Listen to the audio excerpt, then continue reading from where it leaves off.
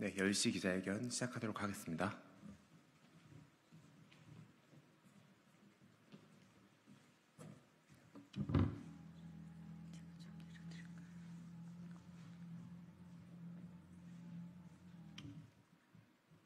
네, 안녕하세요. 반갑습니다. 오랜만에 인사드립니다. 사회민주당 대변인 임명희입니다.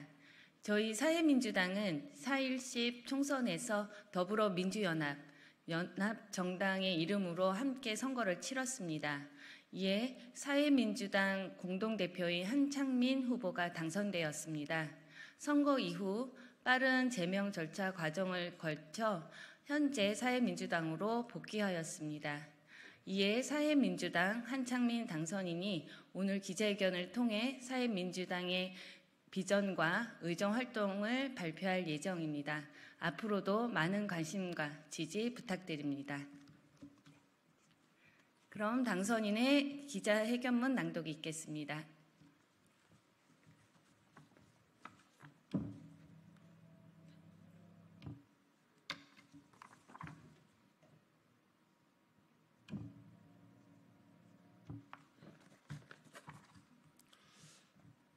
네, 반갑습니다. 네, 당선인 신분으로 이 자리에 다시 섰습니다. 사회민주당 22대 국회 당선인 한창민입니다. 기자회견문을 발표하겠습니다. 존경하고 사랑하는 국민 여러분, 제22대 국회 당선인 한창민입니다. 저는 민생국회, 개혁국회를 만들기 위해 결성된 범진보정치연합체 더불어민주연합의 비례후보로 당선되었습니다. 이제 다시 사회민주당으로 돌아왔습니다. 앞으로 시민참여 진보정당 사회민주당을 통해 대한민국을 혁신하는 의정활동을 펼칠 것을 약속드리기 위해 이 자리에 섰습니다.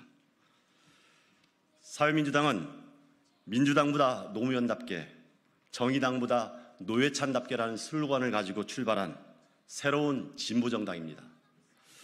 간 만들어진 정당이지만 사회민주당에는 지난 20년 진보정당의 역사가 흐르고 있습니다.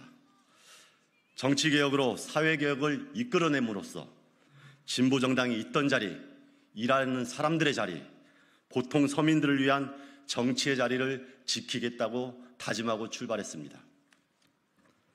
그 다짐을 지키기 위해 저와 사회민주당의 동료들은 창당 후 선거제도 개혁과 연합정치 구현을 위해 끊임없이 노력해왔으며 해방 이후 최초의 선거연합정당의 성공을 위해 앞장섰습니다.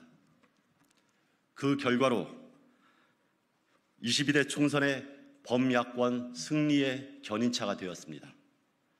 다시 한번 이 자리를 빌어 총선에 사회민주당과 범민주진영에 보내준 지지와 응원에 대해서 감사드립니다. 존경하는 국민 여러분, 이번 22대 국회는 윤석열 검찰 독재의 폭주를 심판한 선거였습니다. 무너진 민주주의와 민생을 되살리라는 국민 명령의 선거였습니다. 저와 사회민주당은 그 준엄한 명령에 충실한 대의자가 될 것입니다. 국민이 만들어준 범야권 192석의 의미를 받들어서 윤석열 정부의 무능과 폭정을 끝장낼 것입니다. 무도한 정권의 책임을 묻고 대한민국을 정상화시키는 데 선두에 설 것입니다. 불의한 권력을 반드시 민주주의와 역사의 심판대에 세울 것을 다짐합니다. 사회민주당은 정권 심판에 머물지 않을 것입니다. 심판 너머의 세상, 2017년 평화촛불이 상상했던 그 세상을 향해 나아갈 것입니다. 실망하고 잊혀지고 패배하고 상처받았던 그 자유롭고 평등하고 평화로운 사회의 꿈을 되살려낼 것입니다. 모든 영역에 중단 없는 개혁을 통해서 국가의 역할과 정치의 소명이 무엇인지 국민들이 보고 느낄 수 있게 만들 것입니다. 꼭 약속을 지키겠습니다. 한창민과 사회민주당은 22대 국회에서 정치개혁의 소임을 다할 것입니다. 대전환기의 한국 사회가 과감한 혁신을 이루기 위해서는 전국 곳곳에서 새로운 정치의 열망이 불타올라야 합니다. 저출산과 지역소멸, 이기에 대응하려면 새로운 정치를 열어내야 합니다. 이를 위해서 선거, 정당법 등 낡은 정치관료법을 개정, 보완하기 위해 노력하겠습니다. 완전연동형 선거제뿐만 아니라 대통령 선거와 자치단체장 결선투표제 도입을 제안하고 지역정당 설립을 가능하게 하는 정당법 개정에도 앞장설 것입니다. 완전연동형과 대통령 결선투표제는 새로운 연합정치의 긍정성을 확장시킬 것이며 국민의 다양한 선택이 조화를 이뤄 정치적 책임과 권한을 강화할 것입니다. 지방 자치단체장의 결선투표제와 지역정당 설립은 지역 민의가 더 크게 반영되는 정치, 지역 주민들의 정치 참여를 더 크게 여는 길이 될 것입니다. 국회 운영의 합리화를 위해서 교섭단체 구성 요건 완화에도 힘쓰겠습니다. 교섭단체 구성 요건 완화가 개혁국회, 민생국회를 더 크게 실현하고 모두에게 도움이 되는 길이라는 것을 국민들에게 알려내고 소통할 것입니다. 더 좋은 정책으로 경쟁하고 더 많이 일하는 국회를 만들기 위해서 동료 의원들과 머리를 맞대겠습니다. 국회가 달라져야 민생이 달라집니다. 국회 운영의 변화가 더 큰 변화를 만들 수 있다는 것을 보여주려 했던 노회찬 대표님의 연합정치를 그 정치의 뜻을 이어가도록 하겠습니다. 국민이 만들어주신 의정활동의 기회를 모두를 위한 정치개혁으로 보답하겠습니다. 또한 한창민과 사회민주당은 사는 게 달라지는 정치를 구체적으로 보여드리겠습니다. 윤석열 정부 출범 이후 대한민국 민생이 급속도로 나아지지 않고 있습니다. 고물가, 고유가, 고금리, 고환율로 서민의 삶이 파탄나고 있습니다. 대전환기에 놓인 선진국 대한민국은 지금 길을 헤매고 있습니다. 이 시기의 정치적 소임은 국가의 역할을 새롭게 세우는 것입니다. 국가는 국민의 인간다운 삶에 대한 최종 책임자입니다. 잘못된 재정 건전성의 신화를 부수어서 극심한 불평등을 해소해내야 합니다. 기술혁명과 AI 시대가 열고 있는 새로운 부의 창출이 덜 일화돼 더 풍요롭게 살 수 있는 시대의 토대가 될 수 있도록 국가가 제대로 역할을 해야 합니다. 사회민주당과 한창민은 혁신적 복지국가의 실현을 궁극적인 목표로 삼을 것입니다. 교육, 일자리, 주거, 의료, 4대 국가 책임제를 통해 더 자유롭고 더 평등하고 실패가 두렵지 않고 새로운 도전이 가능한 새로운 대한민국을 만드는데 의정활동부터 정당활동에 모든 것을 집중하겠습니다. 인류 생존의 촌각을 다투고 있는 기후위기 대응과 에너지 전환에도 앞장설 것입니다. 22대 동료 당선인들과 함께 요구한 국회 기후특위 상설화와 기후에너지 부총리 신설을 시작으로 기후국회가 현실이 될 수 있도록 최선을 다하겠습니다. 기후위기 대응이 눈앞에 있기만 막는 것이 아니라 기본소득 시범 실시의 자원을 마련하고 더 좋은 일자리를 만들어내는 토대가 되도록 하겠습니다. 위기 대응이 전환기의 국가 시스템을 만드는 일로 이어질 수 있도록 이미 이 길을 가고 있는 여러 동료 정치인들과 정당들과 함께 치열하게 고민하고 실천하겠습니다. 사랑하는 국민 여러분, 좋은 진보 정치는 모든 사람과 삶을 소중히 여기고 변화에 대한 열정을 불러일으키는 정치입니다. 그런 진보 정치가 더 큰 개혁을 이루고 더 나은 나라를 만들어갈 수 있습니다. 사회민주당과 한창민이 다시 한번 약속드립니다. 새로운 진보 정치, 신뢰의 정치를 복원하겠습니다. 진보 정치가 든든한 위로가 되고 희망이 되는 길을 다시 열겠습니다. 불의하고 사악한 권력에는 가장 앞서 싸우고 우리 국민들에게는 더없이 따뜻하고 겸손한 정치를 하겠습니다. 진정한 시민 참여 정치를 구현하여 정치의 상상력을 확대하겠습니다. 국가가 국민의 집이듯이 사회민주당과 한창민의 정치는 국민의 사연이 모이는 곳이 될 것입니다.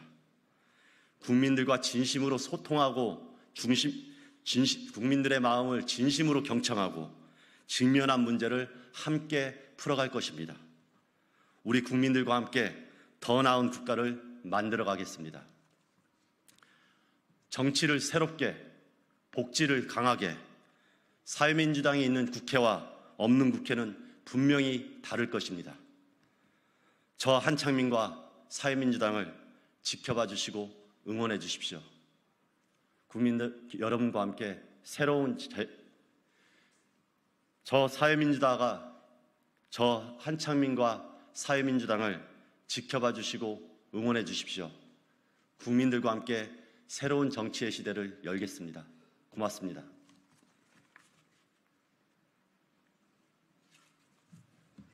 수고하셨습니다. 고맙습니다.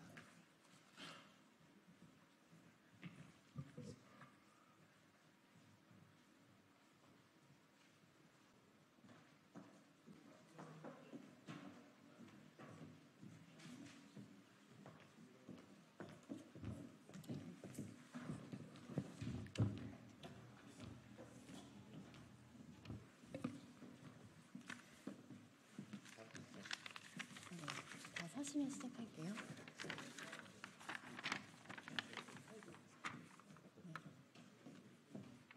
티켓 있으신 분이 가까이 오시는데. 네네.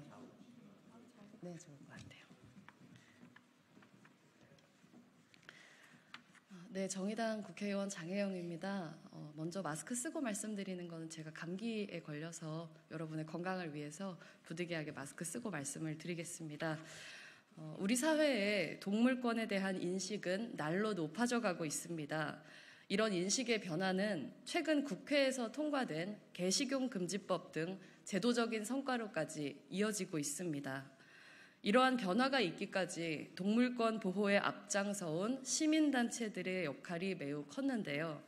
그런 단체들 가운데 동물권 행동 카라라는 단체가 포함되어 있습니다. 최근 이 카라에서 일하는 노동자들이 노동조합을 만들었습니다. 동물권을 위해서 헌신해온 시민단체에 노동권 보장을 위한 노동조합이 생긴 것은 매우 반가운 일입니다. 그러나 안타깝게도 카라 노조와 카라 집행부 사이에 현재 임단협이 원활히 이루어지지 않아서 많은 활동가들이 고통받는 상황이 지속되고 있습니다.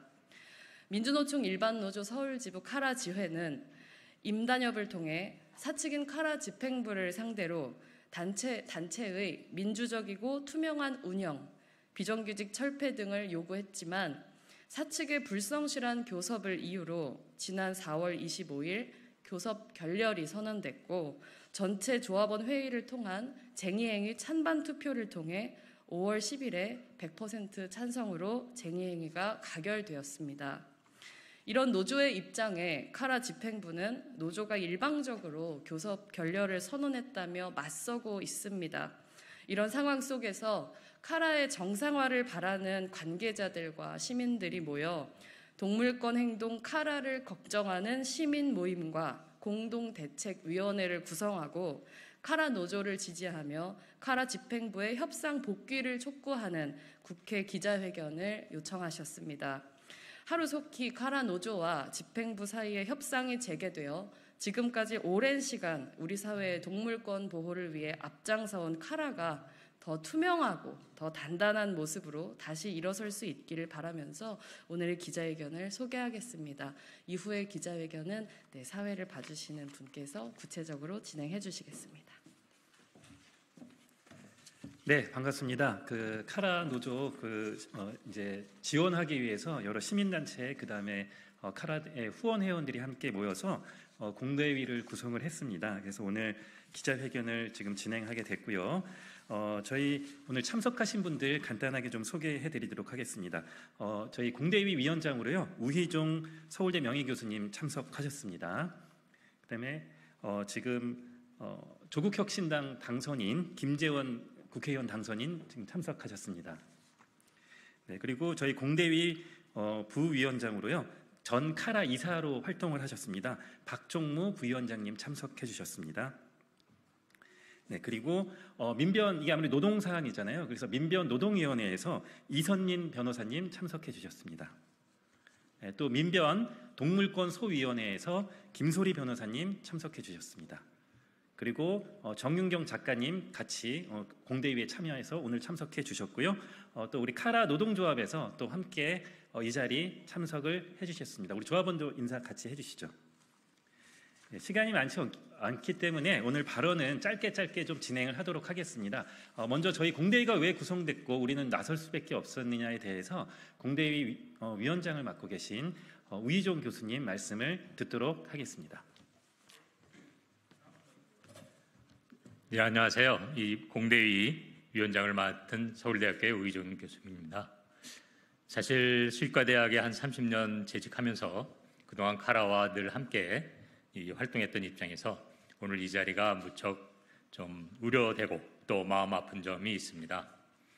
어떻게 보면은 이 카라라고 하는 단체는 대표적인 우리 사회에서의 동물을 위한 동물을 존중하는 단체입니다. 어떻게 보면은 이 동물과 사람이 함께 가는 그런 문화를 만들기 위한 전형적인 우리 사회의 단체죠. 그런데 제가 이번에 알게 된 것은 그러한 어떤 동물에 대한 어떤 존중과 사람에 대한 존중이 함께 가지 않는다는 것을 좀 알게 된 것 같습니다.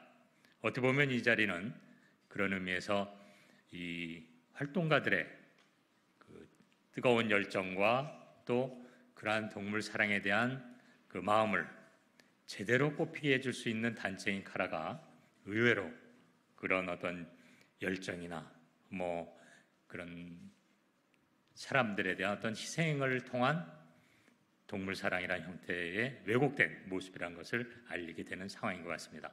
그런 면에서 그동안 그 친하게 지냈던 이 카라의 집행부와 이런 그 제대로 된 타협과 조율이 가장 시급한 게 아닌가 이런 생각을 해서 공대위를 맡게 되었습니다. 어떻게 보면은 지금 이 상황은 결코 동물에 대한 어떤 의견 차나 서로의 어떤 추구하는 가치가 다른 게 아니라 결국 그러한 활동가들의 노동권이 기반한 인권, 어쩌면 이 생명권이죠. 이 카라가 추구하는 진정한 가치를 위해서 이 자리에 모인 게 아닌가 이렇게 생각합니다. 앞으로 이 카라 노조 측과 긴밀한 관계를 맺어가면서 집행부와 좋은 결과 있도록 서로 소통하고 대화할 수 있는 데 기여하고자 합니다. 이상입니다. 네, 말씀 감사합니다. 지금 카라는 대표적인 동물보호 단체입니다. 한 해 예산이 65억 원에 이를 정도로 그 동물보호 단체의 규모를 넘어서 한국 사회의 대표적인 시민 사회 단체 중에 재정 규모로 보면 하나가 됐고 회원도 2만 명에 육박합니다. 그래서 좀 카라가 좀 더 민주적으로 운영이 돼야 한국의 시민운동, 동물보호 운동이 발전할 수 있다고 저희는 생각하고 있습니다.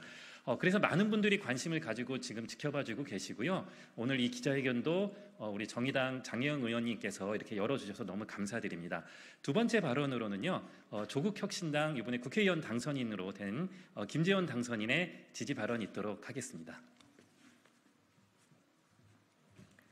네, 지금 우리가 살고 있는 시대는 점점 기후 악화와 그다음에 뭐 another pandemic 뭐 이런 것에 대한 걱정이 굉장히 많은 시대입니다. 또한 인간이 살아옴에 있어서 환경과 그다음에 동물을 착취를 해서 지금까지의 인간의 시대가 이루어진 것을 보아할 때 인간은 앞으로는 더욱더 동물과의 공존을 생각하며 이 지구 환경을 지켜가는 데 앞서야 하는 그런 시점에 와 있습니다. 동물권 단체 카라는 굉장히 그동안 좋은 활동들을 해왔었고요. 그리고 많은 사람들의 지지를 받아서 이 자리에까지 되었습니다만 그런 문제에 있어서 지금 현재 발생한 문제에 있어서는 동물을 위해서 어쩌면은 인간이 또 착취를 당하고 양보를 해야 된다는 그런 이제 모순적인 현실을 또 보여주고 있습니다. 우리는 앞으로 인간과 동물과의 공존을 생각하여야 합니다. 어느 한쪽이 양보하고 희생하는 것으로서 다른 한쪽의 부족함을 채워서는 안 될 것입니다.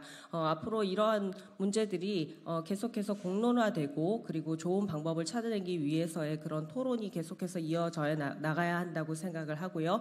지금 이제 공대위가 출범한 것에 대해서 계속적으로 관심을 가지고 노력을 기울여서 이 문제를 앞으로의 이제 인간의 미래에 어떻게 적용을 하고 그리고 좋은 방법을 찾아낼 것인가에 대해서 힘을 보태는 것으로 하겠습니다. 이상입니다.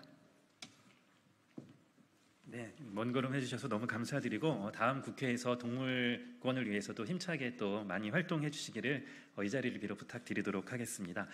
다음은 이제 이 문제가 노동 문제잖아요. 그래갖고 카라 사측에서 얘기하는 것과 뭐 노조 측에서 얘기하는 게 막 서로 다르고 그런데 저희 공대위에서는 노조 측이 지금 굉장히 합리적인 얘기를 하고 있고 카라 사측에서는 교섭을 회피하는 그런 거라고 판단을 하고 있습니다. 그래서 이번 발언은요 민변 노동위원회 이선민 변호사님께서 관련된 문제점이 무엇인지에 대해서 말씀해 주시도록 하겠습니다.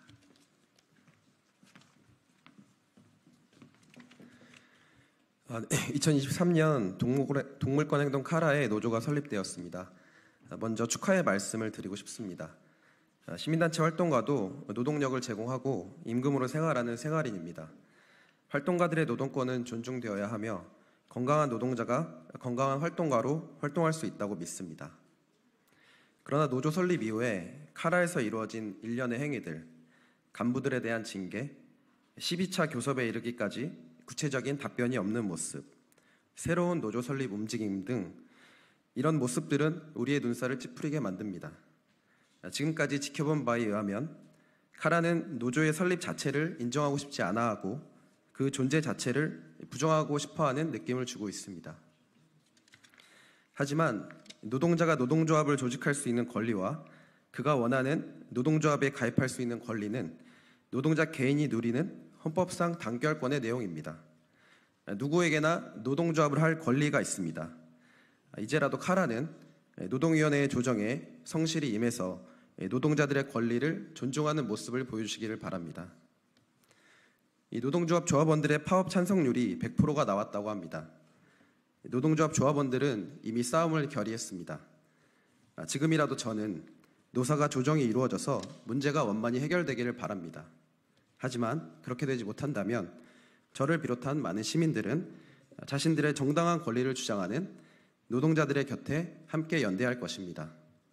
카라의 활동가들이 존중받고 그 활동가들이 동물의 권익을 지키는 활동을 하는 그런 건강한 카라가 되길 염원합니다. 감사합니다.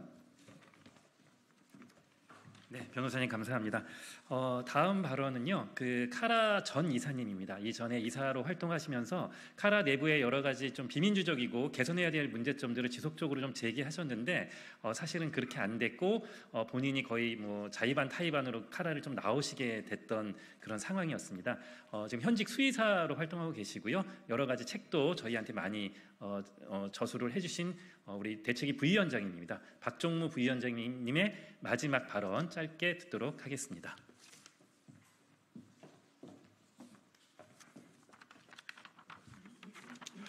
안녕하세요. 2020년부터 21년까지 이사를 지낸 박종무입니다. 카라 노조의 전지흥 대표 단체 사유화와 셀프 연임 주장에 대해 카라는 정관에 따라 진행되었다고 주장하고 있습니다. 제가 이사를 하던 당시에 전인경 상임이사는 여러 안건에 대해 다수의 의사를 존중하지 않는 결정했습니다. 그런 과정을 보며 이사회 다수는 전진경 상임이사가 단독 대표가 되는 경우 단체와 단체의 구성원에게 문제가 생길 수 있겠다는 생각에 전인경 상임이사의 단독 대표 추대는 불가하다고 의결했습니다. 그리고 당시 정관에 명시된 대로 공동대표제를 조속히 이행하고 공동대표 중 1인으로 전진경 상임이사를 추대했습니다. 하지만 2021년 총회에서 전임 대표는 총회에 참석하지 못하는 대의원들이 자신에게 위임한 표를 이용하여 의사회 의결사항이 아닌 다수 이사회 연임 부결과 해임, 그리고 전진경 상임이사를 단독 대표로 결정하였습니다. 이는 이사회에서 총회에 상정한 위안을 의결하도록 한 정관을 명백히 위반하는 행위였습니다. 이후 대표에 취임한 전진경 대표는 이듬해 총회에서 공동대표 조항을 삭제하고 대표이사 1인 이상 3인 이하로 정관을 변경하는 등 몇 개의 정관 조항을 변경하였습니다. 이러한 변경에 대해 카라는 정상적인 이사회의 논의를 거쳐 이루어졌다고 하지만 당시 이사회 기록을 보면 어떤 정관 조항을 어떤 식으로 바꾸겠다는 것인지 정관 변경에 대한 논의 기록이 없었습니다. 전진경 대표는 카라 노조의 이사 셀프 연임에 대한 문제 제기에 정관에 따른 결정이라고 주장하고 있는데 셀프 연임이 가능하도록 한 정관 변경이 정당한 방식이었는지 의문이 듭니다. 또 활동가들이 여러 요구에 대해 이사회의 결정에 따른 것이라고 하는데 이사회 회의록에는 어떤 논의가 이루어졌는지에 대한 기록이 없습니다. 전진경 대표는 더 이상 이사회 그늘 뒤에 숨어서 카라 노조의 정당한 주장을 회피하지 말고 카라 노조를 단체를 운영하는 동반자로 존중하고 협의의 장에 나올 것을 촉구합니다. 이상입니다. 네, 감사합니다. 마지막으로 기자회견 낭독이 있겠는데요. 제가 제 소개를 안 했습니다. 저는 지금 성공회대 동물아카데미 주임 교수를 맡고 있는 정경섭이고요. 지금 여기 공대위 지금 집행위원장을 맡고 있습니다. 사안이 조금 복잡해 보일 수 있는 것들 언제든지 연락 주시면 관련해서 잘 설명드릴 수 있도록 하겠습니다. 그럼 기자회견 낭독 우리 김소리 변호사님 낭독부터 시작하도록 하겠습니다. 네, 기자회견문 낭독하겠습니다. 동물권 행동 카라는 누구의 것인가? 2003년에 시작한 동물권 단체 카라는 20년 만에 한국을 대표하는 동물단체로 성장했습니다.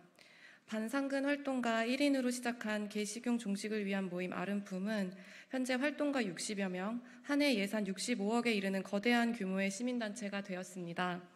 그러나 카라의 성장은 현재 대표와 임원들이 만들어낸 개인의 업적이 아닙니다. 자신을 갈아서 일해왔던 수많은 활동가들과 동물 복지와 동물권 향상을 위해 단체를 후원하고 지지해온 수만 명의 후원 회원들이 함께 이룬 것입니다. 그렇게 일궈온 소중한 동물단체가 3년 전 전진경 대표가 취임하면서 카라 안에서 잡음들이 커지기 시작했습니다. 대표가 단체의 초기 멤버였다는 이유로, 오랫동안 헌신하며 활동해왔다는 이유로 단체를 개인의 것으로 착각하고 카라라는 단체를 사유화하려고 하기 때문입니다. 전진경 대표는 취임 이후 이사회를 친대표 성향의 인물로 구성하여 견제 기능을 없애고 활동가 의사결정기구인 집행위원회나 전체 활동가 회의를 무력화했습니다. 인사위원회는 대표가 지정하는 인물로 구성하는 등 의사결정 권한을 대표 한 명에게 집중하고 있습니다. 카라의 사유화는 대의원 총회를 무시하고 밀실회의에서 날치기로 셀프 연임을 결의하며 정점을 찍었습니다. 대표는 법적으로 문제가 되지 않는다는 말만 반복하고 있지만 날치기 연임은 시민단체의 정신을 훼손하고 후원 회원들을 무시하는 반민주적인 결정입니다.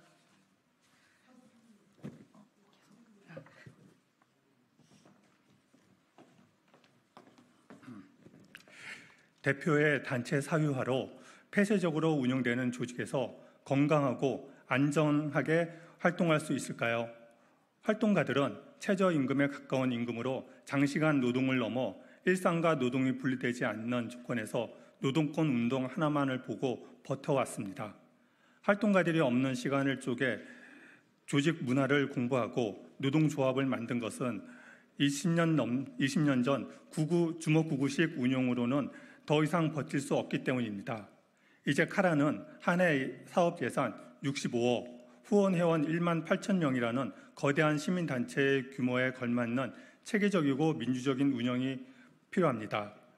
그러나 대표와 이사회는 노동조합을 경영 파트너로 인정하지 않고 악의적으로 언론을 왜곡하고 교모하게 노동조합을 탄압하고 있습니다.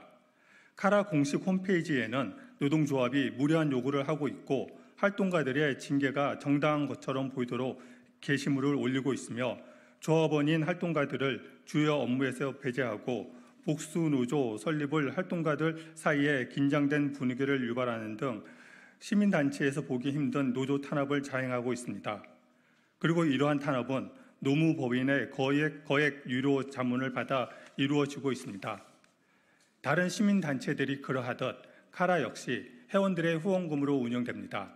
전진경 대표의 노조 탄압은 막대한 비용을 들여 자행되고 있는 데다 이는 모두 후원금으로 쓰인다는 사실 역시 짚고 넘어가야 할 문제입니다.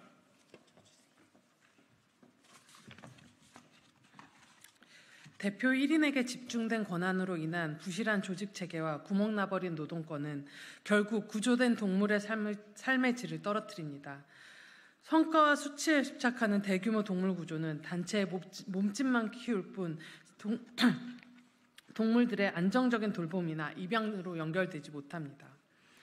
이러한 현실은 고스란히 동물을 제대로 돌보지 못한다는 활동가의 죄책, 후원 회원들의 기대에 미치지 못한다는 자책으로 이어집니다. 활동가들이 겪는 무력감은 퇴사로 이어지고 동료의 빈자리는 악순환을 가속합니다. 3년간 더봄센터에서 지내는 동물은 440명으로 200% 증가, 활동가 48명 퇴사라는 숫자는 미성숙한 조직의 악순환을 전형적으로 보여줍니다. 활동가들이 노동권 보장이 구조된 동물들의 동물복지와 별개가 아닌 이유입니다. 카라를 걱정하는 시민들의 모임은 동물권 행동 카라가 우리 사회의 동물 권리 운동에 중요한 역할을 하고 있음을 알고 있습니다. 또한 동물 활동가들이 밑빠진 독에 물 붓는 심정으로 동물을 구조하고 자신의 삶을 갈아서 헌신적으로 돌봄을 해오고 있다는 것도 잘 알고 있습니다. 그러기에 각자의 자리에서 후원과 연대로 카라의 활동에 함께해왔습니다. 현재 카라에서 벌어지고 있는 사유화 사태를 그냥 보고 있을 수만은 없던 이유입니다.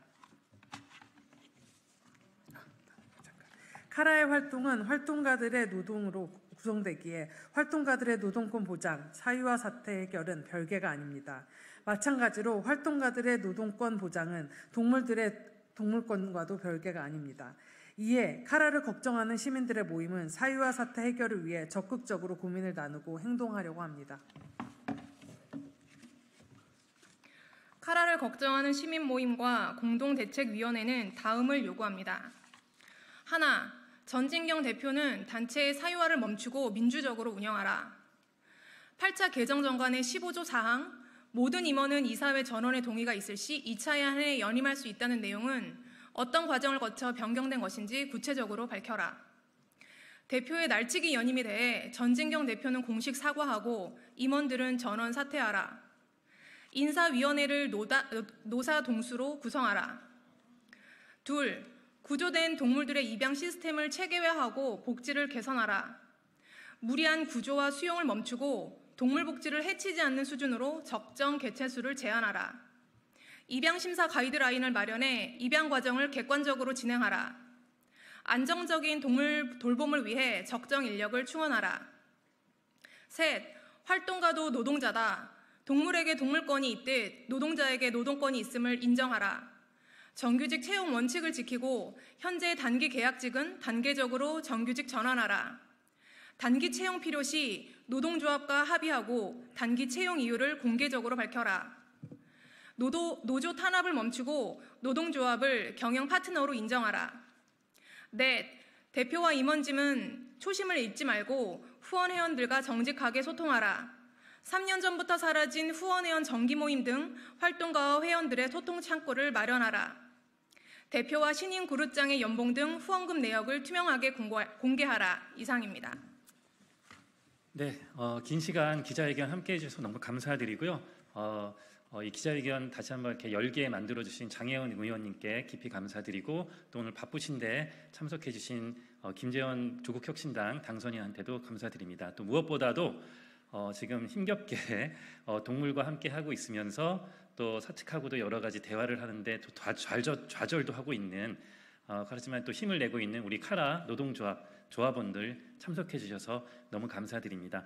시간 관계상 질의응답은요 나가서 옆에서 받도록 그렇게 하겠습니다. 저희 공대위는 앞으로 카라 후원 회원 그리고 동물을 사랑하는 시민들과 함께 이 문제가 원만히 해결될 수 있도록 앞으로 많이 노력할 것이라는 것을 다시 한번 약속드리겠습니다. 감사합니다.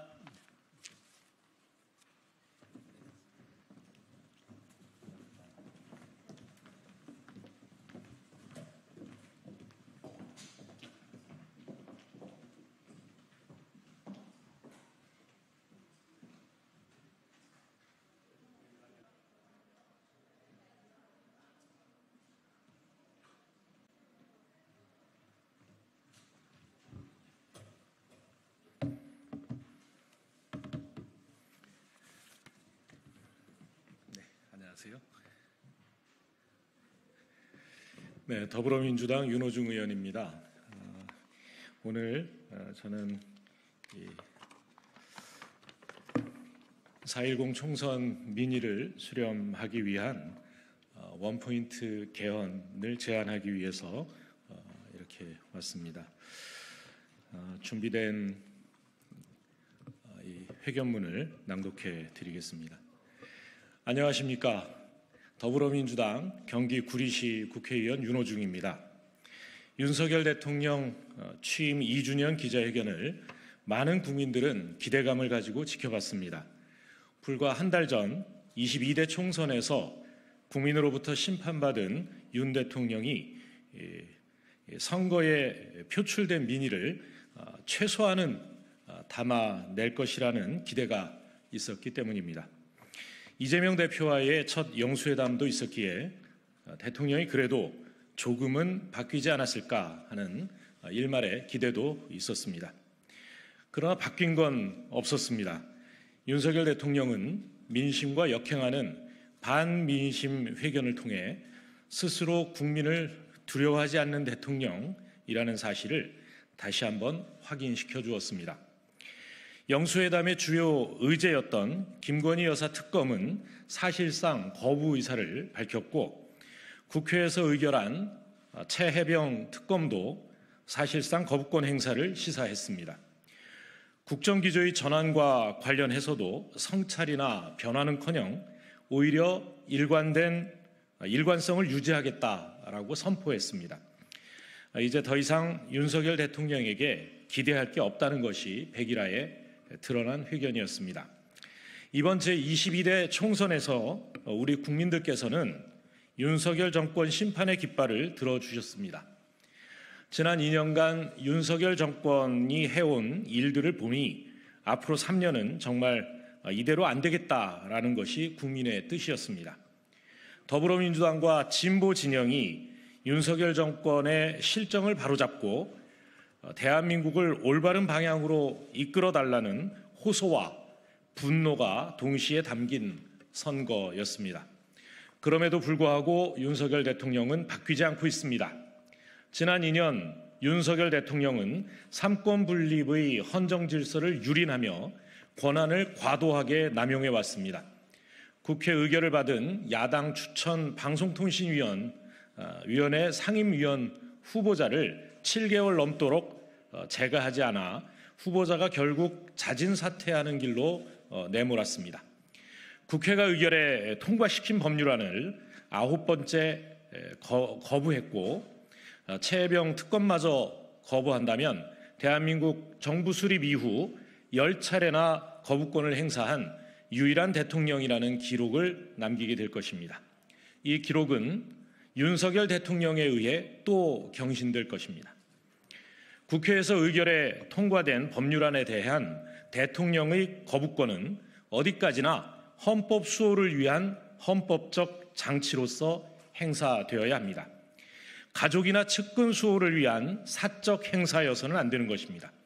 국민으로부터 권력을 위임받은 대통령이 국회를 무시하고 삼권 분립의 헌정 질서를 파괴하면서 남용되고 있는 이 무소불위의 대통령 권한, 이제 제한되어야 합니다.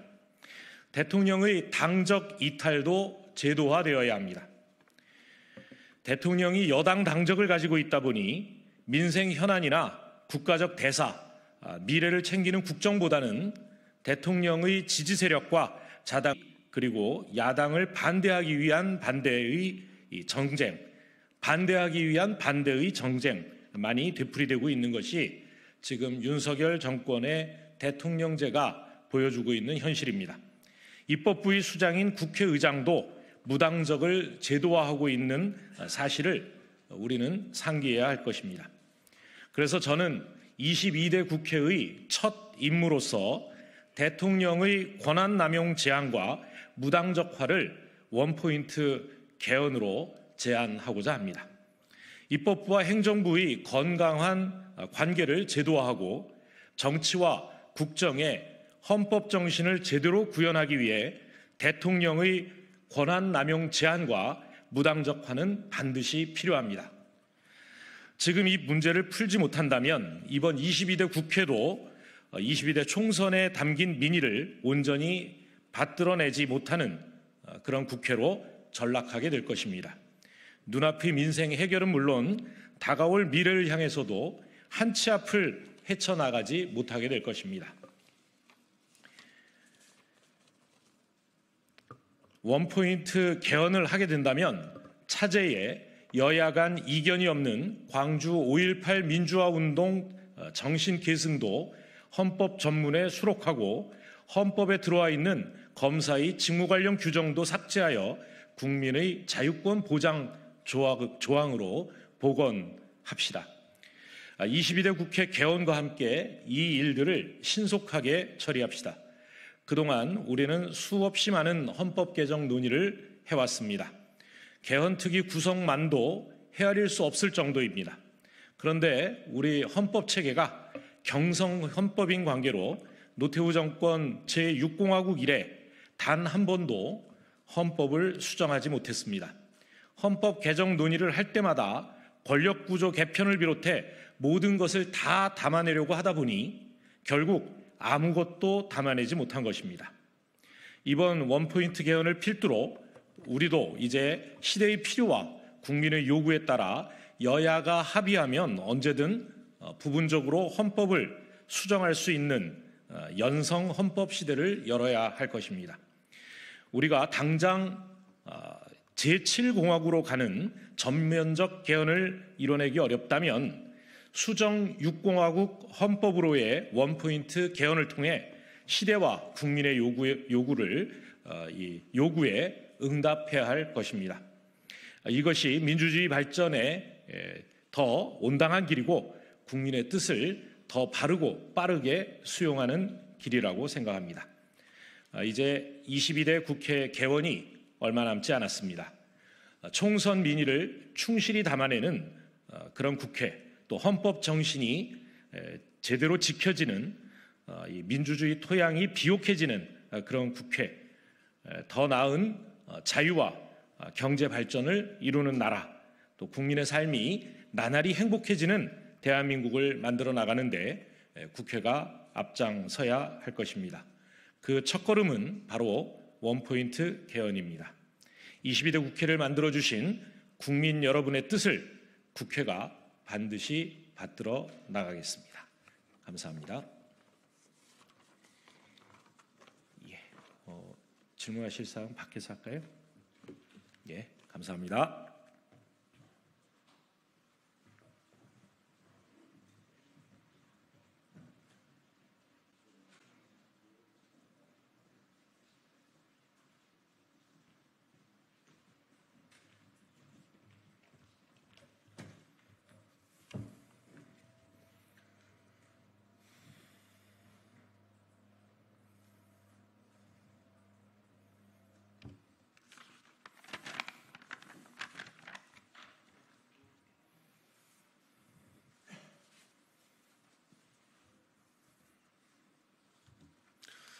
예, 진보당 대변인 홍성규입니다.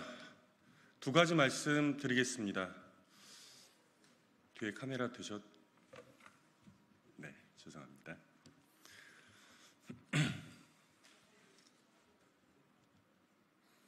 뒷감, 예.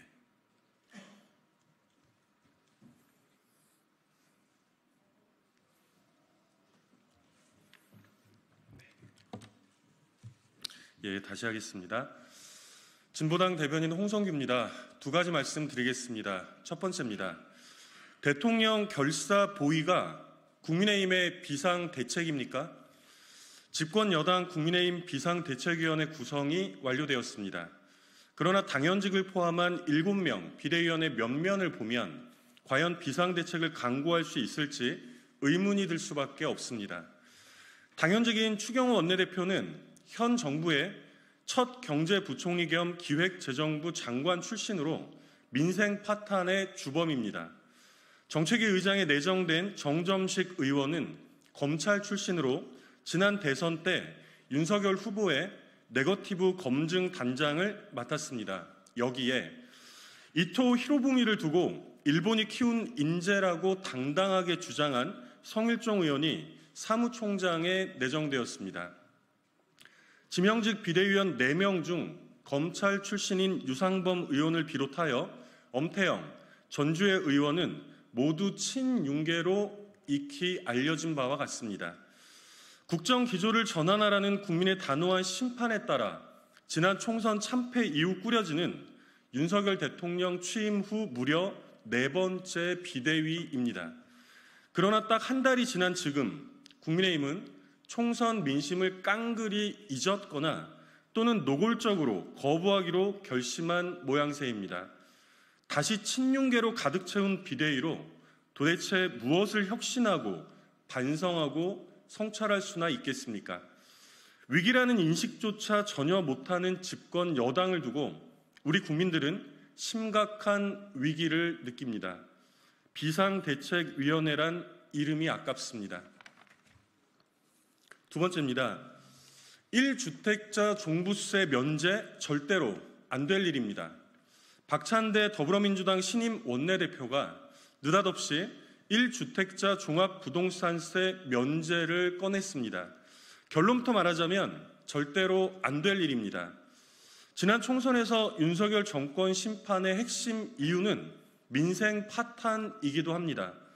노골적이고도 집요한 부자 감세에 천문학적인 세수 펑크에 무능한 통화 정책으로 국가 재정이 파탄 직전입니다. 이런 상황에서 누구보다 민생 회복에 온 힘을 기울여야 할 제1야당 원내대표의 입에서 나온 부자 감세 옹호 발언에 무척이나 당혹스럽습니다. 당장 진성준 더불어민주당 정책위 의장이 개인 발언으로 확대 해석된 측면이 있다고 진화에는 나섰으나 과반을 훌쩍 넘는 초거대 제1야당 원내대표의 발언을 어떻게 사소한 개인 발언이라고 치부할 수 있겠습니까? 전 정부에서 이념적 틀에서 부동산 세제를 밀어붙여 실패를 경험했다는 진단에도 동의하기 어렵습니다. 부동산 세제는 이념적 틀의 문제가 아니라 아주 직접적인 민생의 영역이며 공정과 공평의 문제입니다. 지금은 종부세를 흔들 때가 아니라 민생 회복에 온 힘을 다하여 집중해야 할 때입니다. 이상입니다.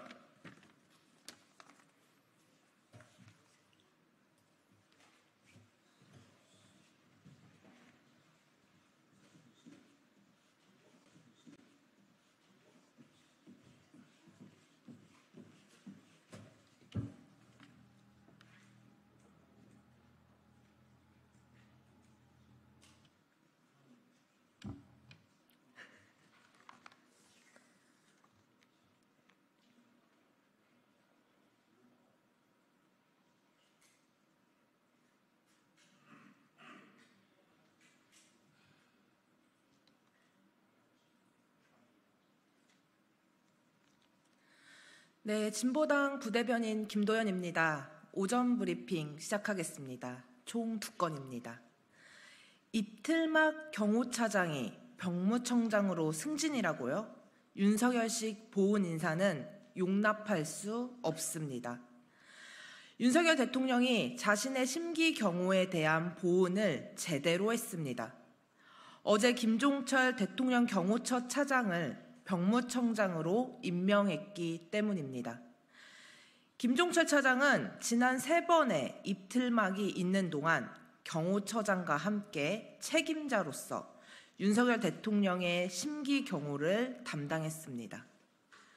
제왕적 대통령의 모습을 제대로 보여주는 인사입니다. 경질을 해도 모자른 판에 사실상 승진이라니 이쯤 되면 국민과 싸우겠다는 뜻 아닙니까?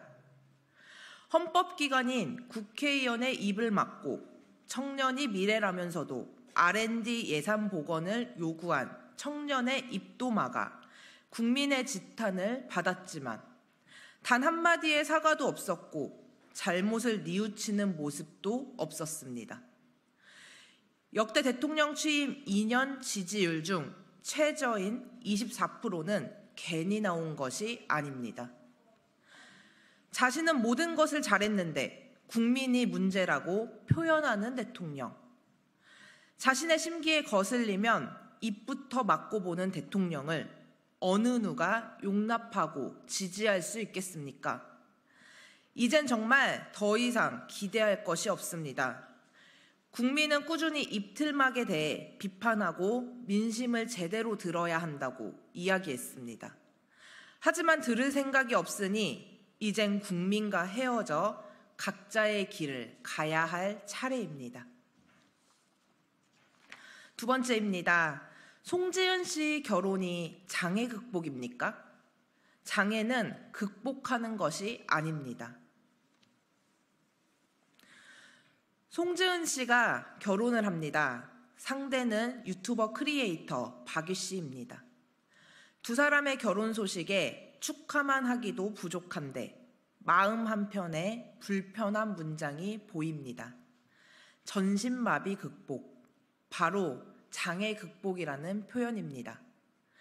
수많은 기사에 두 사람의 결혼을 장애 극복이라며 쏟아냈습니다. 동시에 이 표현을 본 우리나라의 장애인들에게는 대못이 박혔습니다. 극복하지 못한 자기 모습을 한탄하며 오늘도 문 밖으로 나오는 것을 망설일 것입니다. 장애는 반드시 극복해야 하는 것이 아닙니다. 사람은 누구나 언젠가는 장애를 갖고 살아갑니다. 평생을 장애가 없이 산다고 생각해도 나이가 들면 누구는 시력이 떨어져 안경을 쓰고 어떤 이는 청력이 떨어져 보청기를 할 수도 있습니다. 경중만 다를 뿐 모두가 장애입니다. 물론 노화가 아니더라도 예기치 못한 상황에 따라 장애를 가질 수 있습니다. 하지만 이렇게 언론에서 장애를 극복했다는 표현을 쓴다면 국민은 장애인에 대한 편견을 가지게 됩니다. 장애를 극복하지 못한 사람들을 실패자로 바라볼 가능성도 있습니다. 작년 기준 우리나라의 공식 등록 장애인 비율은 5.2%입니다. 물론 등록 기준이기 때문에 보이지 않는 장애인은 훨씬 많을 수 있습니다. 이전보다 장애인을 바라보는 시선이 긍정적으로 변했다고 하지만 여전히 부족합니다. 장애인이 특별하고 극복해야 하는 존재가 되지 않길 바랍니다. 그러기 위해선 우리가 장애인을 존재 자체로 인정하고 있는 그대로 바라보는 것부터 시작해야 할 것입니다. 이상입니다.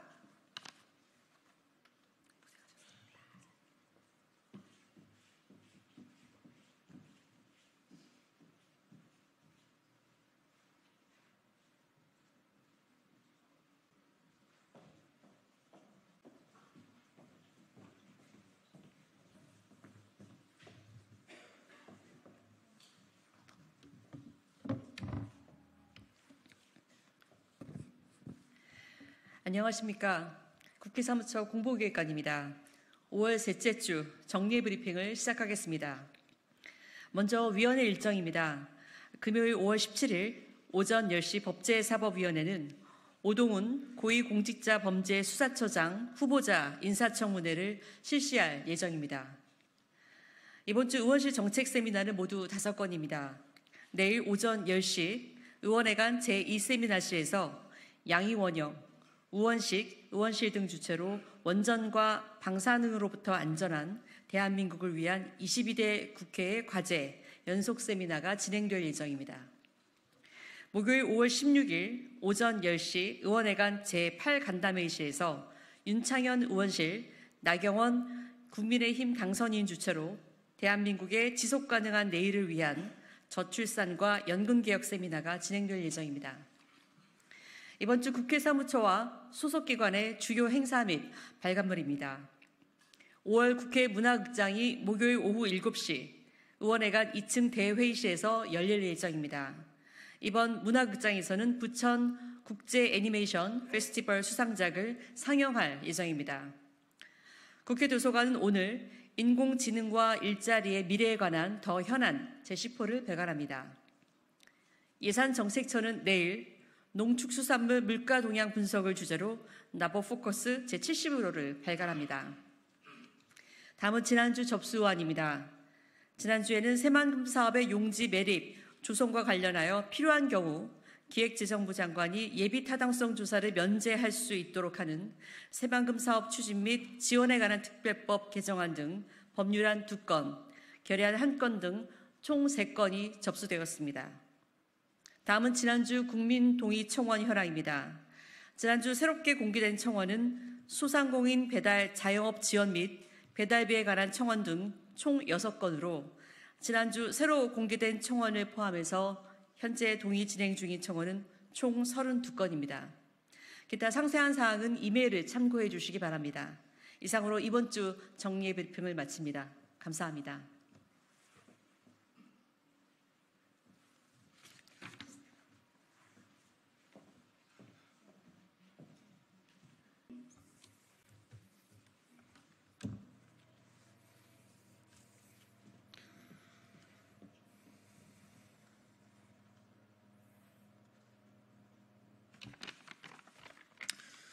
예, 녹화에 문제가 좀 있다 그래서 다시 말씀드리겠습니다. 진보당 대변인 홍성규입니다. 오늘 2건 말씀드리겠습니다. 첫 번째입니다. 대통령 결사 보위가 국민의힘의 비상대책입니까? 집권 여당 국민의힘 비상대책위원회 구성이 완료되었습니다. 그러나 당연직을 포함한 7명 비대위원의 면면을 보면 과연 비상대책을 강구할 수 있을지 의문이 들 수밖에 없습니다. 당연직인 추경호 원내대표는 현 정부의 첫 경제부총리 겸 기획재정부 장관 출신으로 민생 파탄의 주범입니다. 정책위 의장에 내정된 정점식 의원은 검찰 출신으로 지난 대선 때 윤석열 후보의 네거티브 검증 단장을 맡았습니다.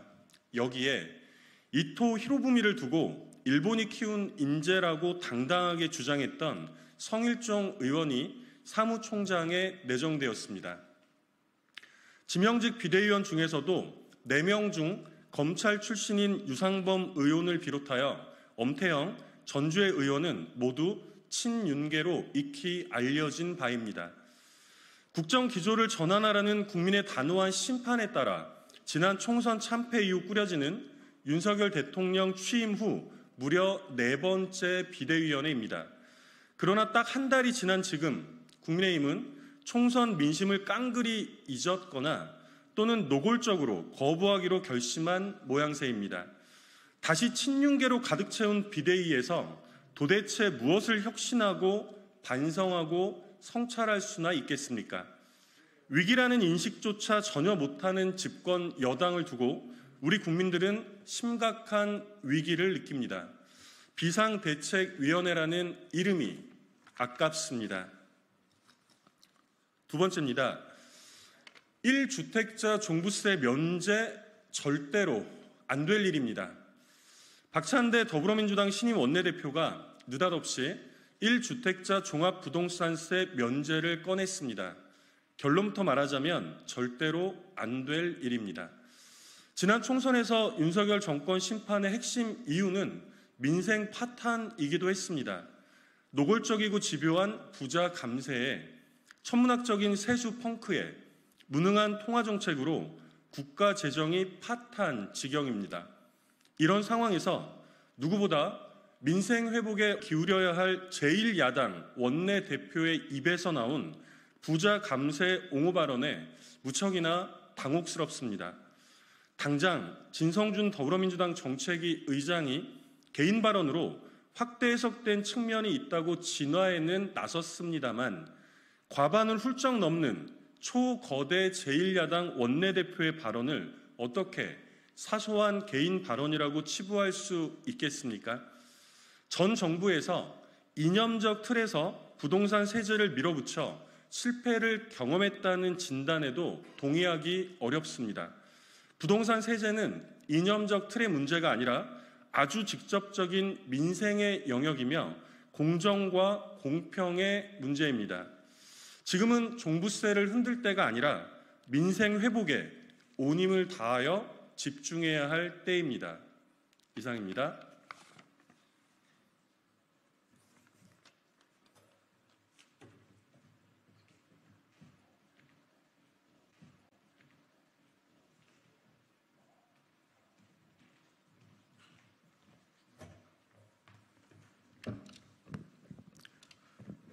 네, 진보당 부대변인 신하섭입니다. 오전 2건 브리핑 진행하도록 하겠습니다. 윤석열 정부의 반노동 편향적인 최저임금위원회 민생 숨통 조일 것입니다. 윤석열 정부의 고용노동부가 내년도 최저임금위원회에 친정부 성향의 공익위원들을 대거 배치했습니다. 물가 인상에 미치지도 못해 사실상 삭감된 것이나 다를 바 없었던 지난 최저임금 결정과 같은 상황이 반복될 것이 뻔합니다. 민생의 숨통을 조이겠다는 선언이나 다르지 않습니다. 최저임금위원회에서는 늘 공익위원이 노사 사이에서 캐스팅보트의 역할을 해왔습니다. 이름처럼 공익에 판단해야 하는 자리에도 불구하고 이름처럼 공익을 위해 판단해야 하는 자리인데도 불구하고 윤석열 정부 아래에서는 늘 사측 편향적인 인물들로 채워져 왔습니다. 이번 공익위원회 일부는 주 69시간제로 논란을 일으킨 미래노동시장연구회에서 활동하기도 했습니다. 파업 시 대체근로를 허용하는 등 노동자들의 권리를 무력화시키는 법안을 제안하기도 했던 곳입니다.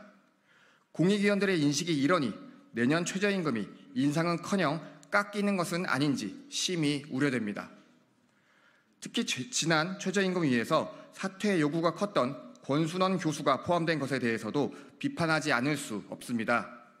노골적인 사측 편향적 행보로 노동계의 항의가 빗발쳤던 인물인데 작년과 같은 갈등이 반복될 것이 뻔하기 때문입니다. 윤석열 대통령은 취임 2주년 기자회견에서 민생의 어려움이 풀리지 않아 송구하다고 말했지만 역시나 말뿐이었습니다. 반노동 국정기조에 단 한치의 변화도 없이 민생이 풀리기를 바라는 것은 어불성설입니다. 네, 두 번째 브리핑입니다. 당근하다 세금 날벼락 제발 민생 생각 좀 하십시오. 국세청이 당근마켓 등 중고거래 플랫폼 이용자들에게 종합소득세 납부를 안내했다고 합니다. 소위 업자에게 세금을 거두기 위함이라지만 이 과정에서 일반 이용자들에게까지 과도한 세금을 부과하며 논란이 커졌습니다. 국세청의 일 처리부터 부족했습니다. 판매글에 적힌 금액대로 과세했다는데 다양한 국민들의 거래 행태를 무시하고 손쉬운 방법만 택했다는 비판을 피하기 어려워 보입니다. 날리고 보자는 식이 아니라 확실한 사업자부터 과세하는 행정의 세심함을 요구하는 것이 무리입니까? 소명은 개별 국민의 몫인데다 불필요한 행정의 낭비는 누가 책임지는 것입니까?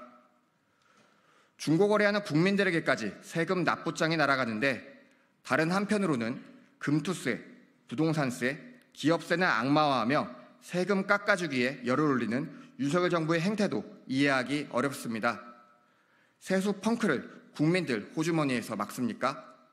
이러니 부자들만 위하고 서민들은 나 몰라라 한다는 평가를 받는 것입니다. 먹고 살기가 팍팍하니 중고거래도 우리 삶의 풍경으로 자리 잡은 지 오래입니다. 국민들은 살림에 보태기 위해 수고로움도 마다하지 않는데 나라가 보탬이 되기는커녕 짐이 되어서는 안 될 것입니다. 제발 민생 생각 좀 하십시오. 이상입니다. 감사합니다.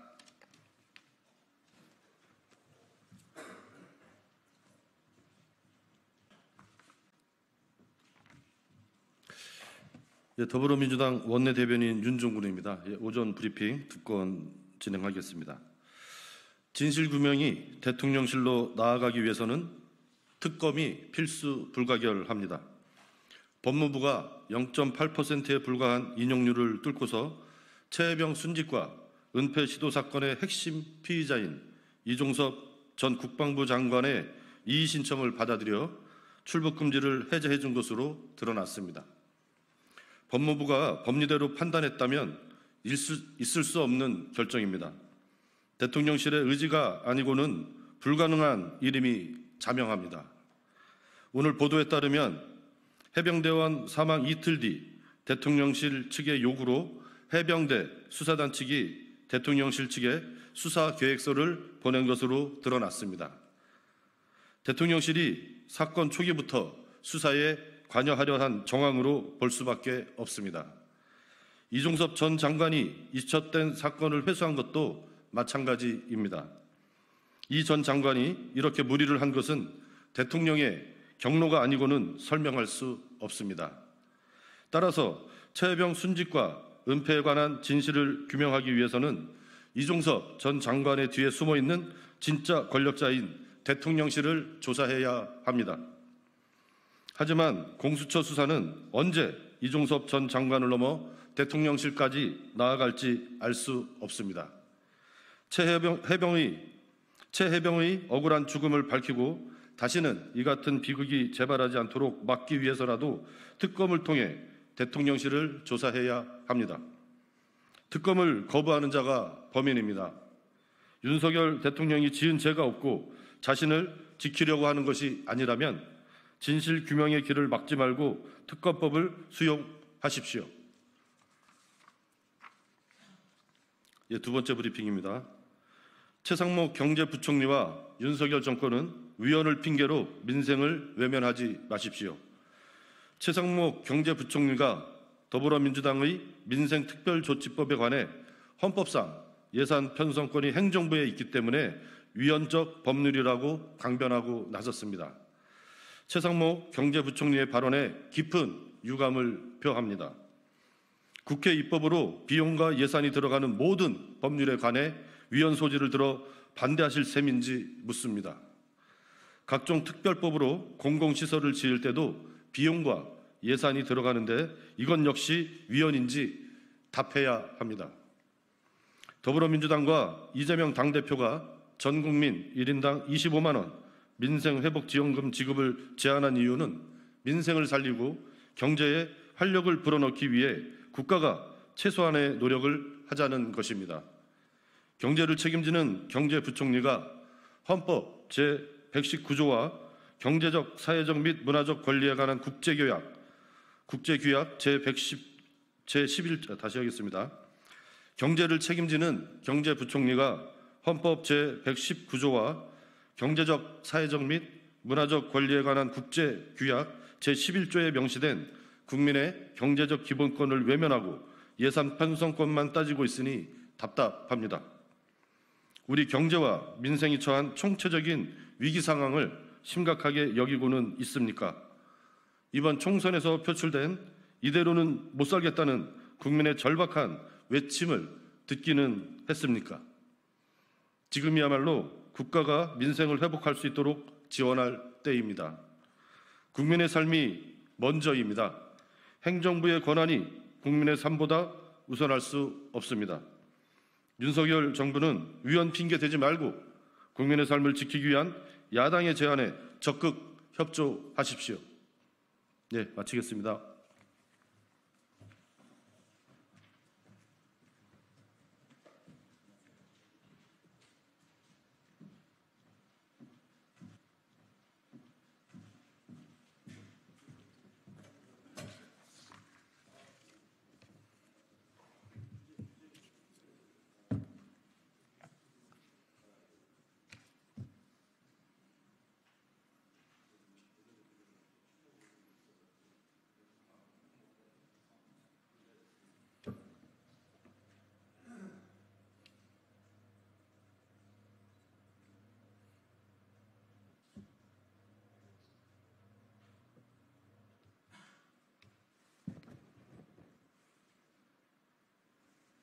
안녕하세요. 국민의힘 대변인 김민수입니다.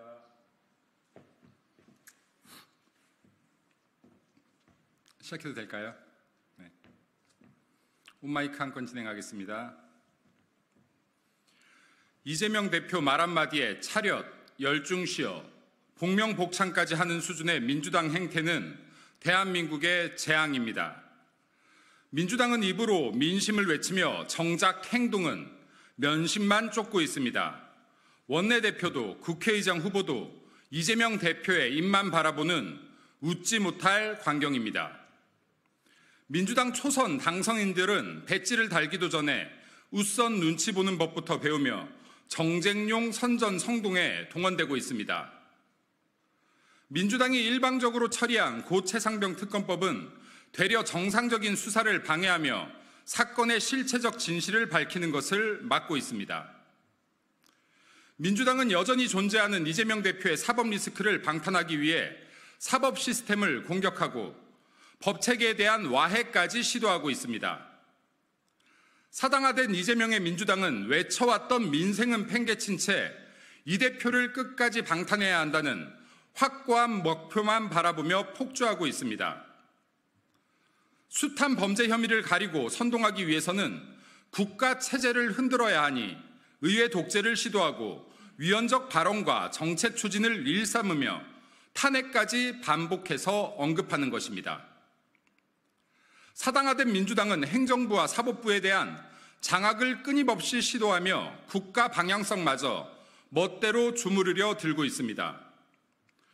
외교 문제도 오직 정쟁으로 몰고 가는 지독한 편협함, 공짜면 양잿물도 마신다며 대한민국 경제에 양잿물을 쏟아붓는 망국적 작태, 사법 시스템까지 장악하겠다는 오만함, 민주당의 폭거는 총선 결과에 담긴 국민의 뜻을 외면하는 것이며 지난 대선 결과에 여전히 불복하는 행태일 뿐입니다.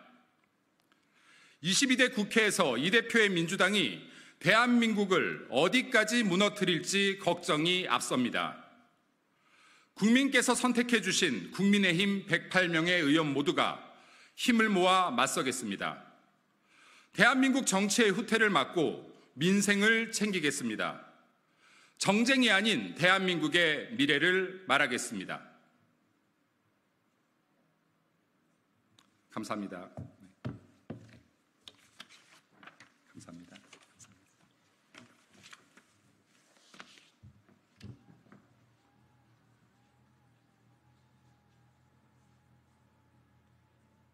감사합니다.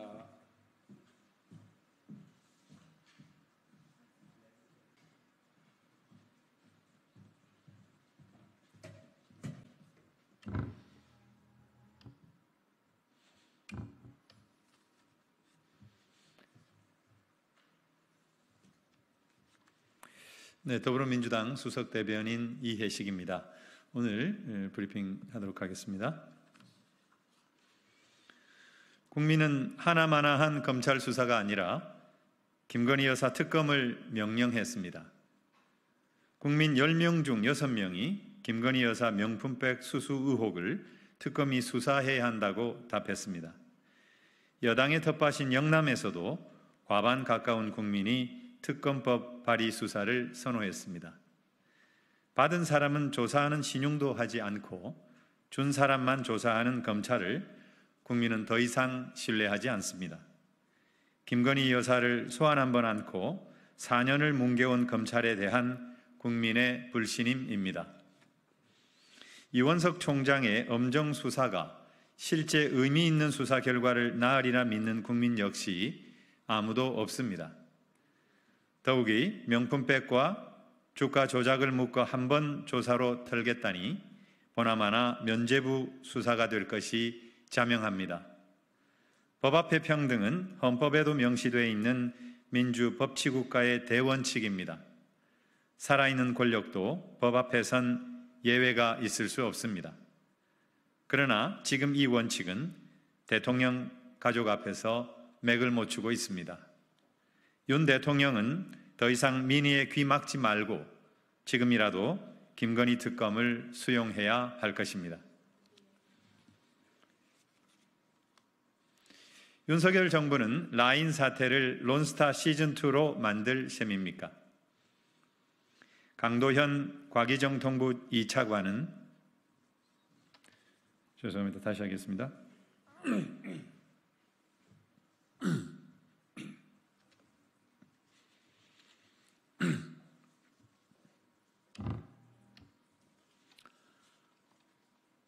윤석열 정부는 라인 사태를 론스타 시즌2로 만들 셈입니까? 강도현 과기정통부 2차관은 일본 정부는 행정 지도에 지분 매각이라는 표현이 없다고 확인했다고 말했습니다. 대한민국 과기정통부 차관이 지분 매각이라는 표현이 없다며 우리 국민을 기만하려는 일본의 주장을 두둔하고 있는 셈입니다. 지난 정부와 론스타 간 국제투자 분쟁 소송 과정에서 론스타 측은 한덕수 총리의 한국 사회는 외국 자본에 대한 부정적인 정서가 너무 강하다. 국회와 국민, 언론 매체들이 모두 외국 자본에 대해 지나치게 국수주의적인 것은 문제가 있다는 발언을 인용해 소송을 유리하게 끌었습니다. 윤석열 정부는 국제투자 분쟁 소송에 대비해 마치 일본 정부에 유리하도록 근거라도 만들어주려는 것 아닌지 의구심을 지울 수 없습니다. 윤석열 정부는 라인 사태를 론스타 시즌2로 만들려고 합니까? 윤석열 정부는 어느 나라 정부입니까? 대한민국 정부입니까? 일본 정부입니까? 국민의힘 대변인이 라인 사태와 관련해 정부가 멍 때리고 있었다는 것은 왜곡이라고 강변하고 나선 것도 볼썽사납습니다. 우리 기업을 강탈하려는 일본 정부에 말 한마디도 못하는 윤석열 정부입니다. 더욱이 대통령은 기자회견에서 신뢰관계가 두텁다는 동문서답만 했습니다. 무엇이 왜곡이고 이런 정부를 대체 어떻게 믿으라는 말입니까? 이제라도 라인을 절대 빼앗기지 않겠다는 확고한 의지를 밝히고 라인 지키기에 총력을 다하십시오. 그렇지 않고 외국인이 선동인이 말하는 것은 국민을 우롱하는 것입니다. 이상입니다.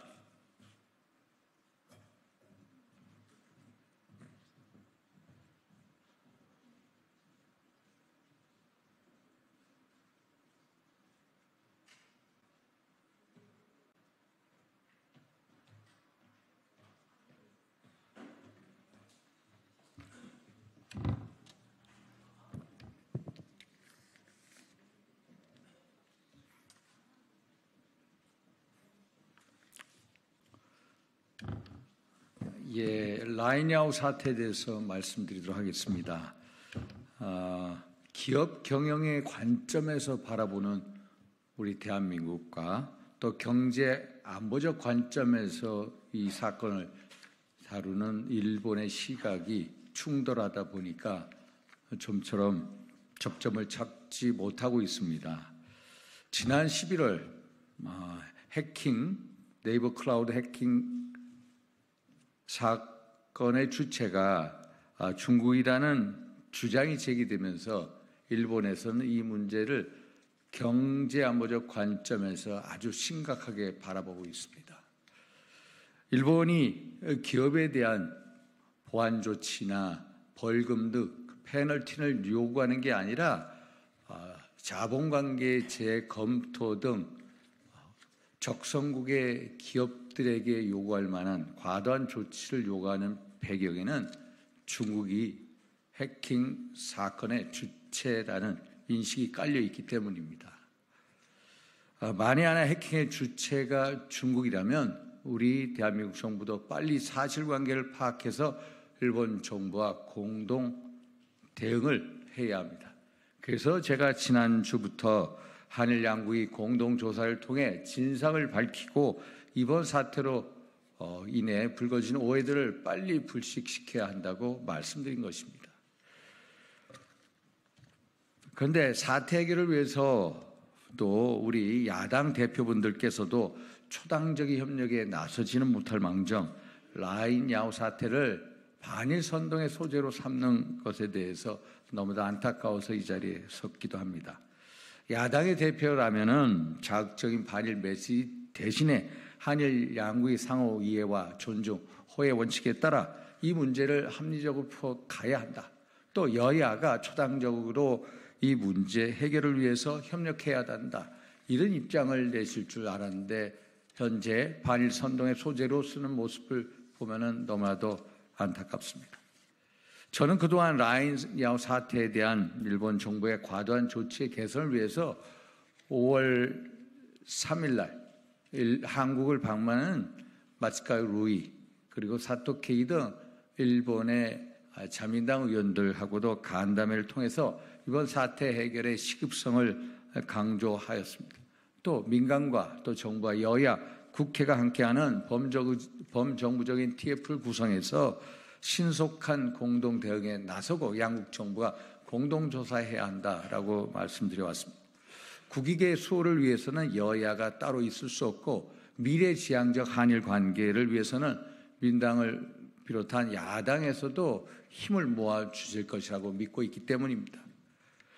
문재인 정부 시절 악화 일로를 걸었던 한일 관계를 윤석열 대통령의 결단으로 대반전의 계기를 이뤄내고 양국이 미래지향적인 과정, 협력관계로 나아가는 과정에 있습니다. 라인야오 사태를 빌미로 반일 감정을 자극해 그간의 노력이 물거품이 돼서는 안 될 것입니다. 야당에게 촉구합니다. 야당에게 촉구합니다. 라인야오 사태를 빌미로 반일 선동에 나서는 것은 국익에 결코 도움이 안 됩니다. 대한민국의 국익 수호를 위해 필요한 것은 죽창가가 아니라 초당적인 협력일 뿐입니다. 더 이상 이 문제가 반일 문제로 번지지 않도록 자제를 촉구하며 하루빨리 민간, 여야, 국회, 정부가 참여하는 TF를 구성을 해서 한일 양국이 공동조사에 나설 것을 다시 한번 촉구합니다. 감사합니다.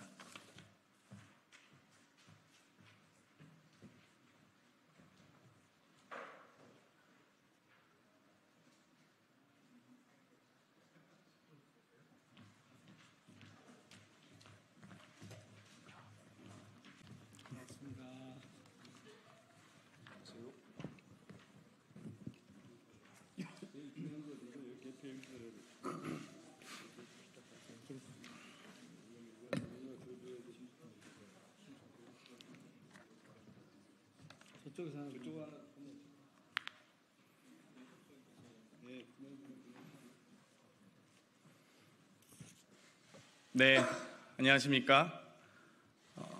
박찬대 최고위원 후임으로 검찰 독재 정치 탄압 대책위원회를 맡게 된 장경태 최고위원입니다. 기자회견에 앞서 먼저 참석자분들을 소개해 드리도록 하겠습니다. 더불어민주당 정치검찰 사건조작 대책단 단장 민영배 의원님 참석하셨습니다. 정치검찰 사건조작 대책단 주철현 사건조작 진상팀장님 참석하셨습니다. 대책단에 박균택 간사님 참석하셨습니다. 대책단 김현정 위원님 참석하셨습니다. 대책단 이건태 위원님 참석하셨습니다. 대책단 한민수 위원님 참석하셨습니다. 대책단에 김동화 위원님 참석하셨습니다. 지금 이 순간도 정치검찰의 사건 조작이 끊임없이 이어지고 있습니다. 우리 당이 파악한 사건 조작 사례도 부지기수입니다. 민주당은 사건 조작을 크게 5가지 유형으로 구분했습니다. 추후 대책단과 당에서 구체적인 조작 사례를 하나씩 밝히고 진상을 규명해 갈 예정입니다. 5가지로 분류한 검찰의 사건 조작 유형은 아래와 같습니다. 첫째, 수사 조작입니다. 검찰의 주장을 억지로 꿰 맞추기 위해 공문서 등을 조작한 행태입니다. 둘째, 진술 조작입니다. 이화영 부지사를 회유, 협박하여 진술 조작에 나선 것이 대표적입니다. 셋째, 증거 조작입니다. 대장동 재판에서 검찰이 위례 신도시를 윗 어르신으로 녹취록을 조작한 사례가 있습니다. 넷째, 증거 기록 조작입니다. 재판 증거를 조작해 사법부를 유린하고 피고인의 방어권을 침해한 사례입니다. 다섯째, 사실 조작입니다.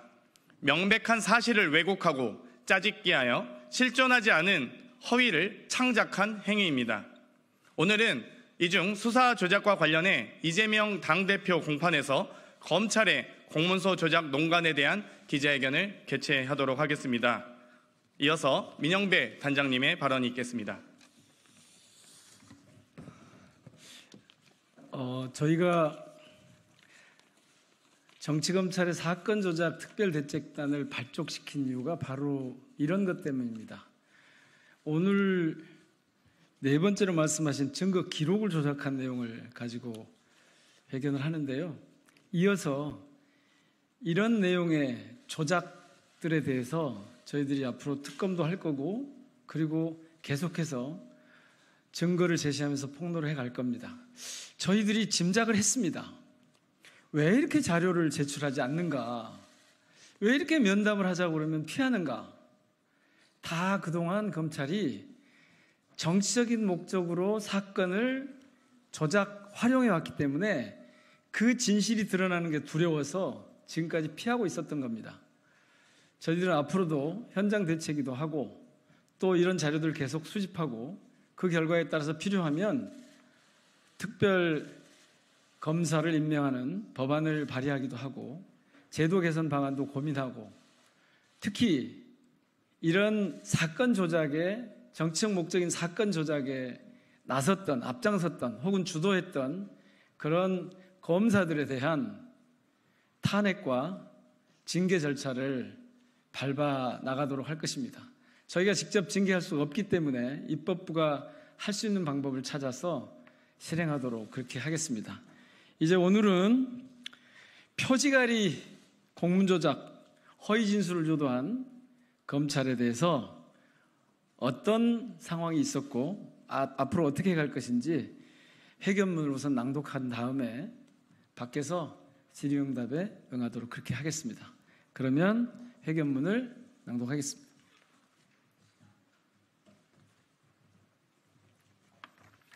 예, 반갑습니다. 서대문갑 김동아입니다.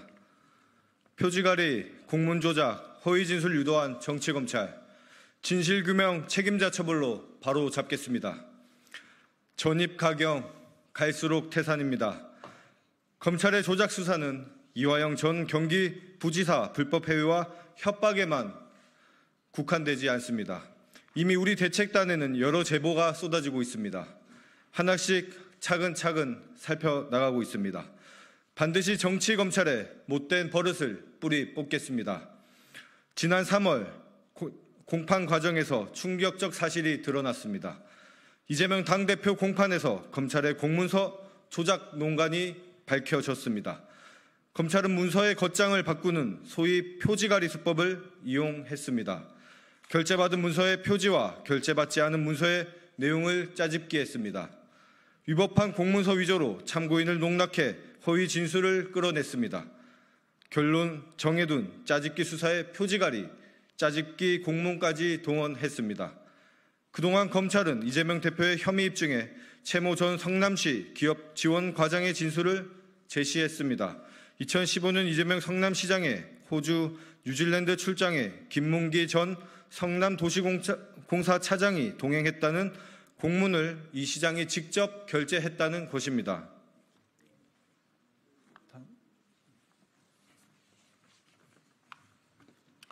검찰은 이를 근거로 김 처장을 몰랐다는 이 대표 발언은 허위라고 주장합니다. 그렇지 않습니다. 사실과 완전히 다릅니다. 이재명 시장이 결제한 2014년 12월 1일 최초 공문에서 참석자는 김문기가 아닙니다.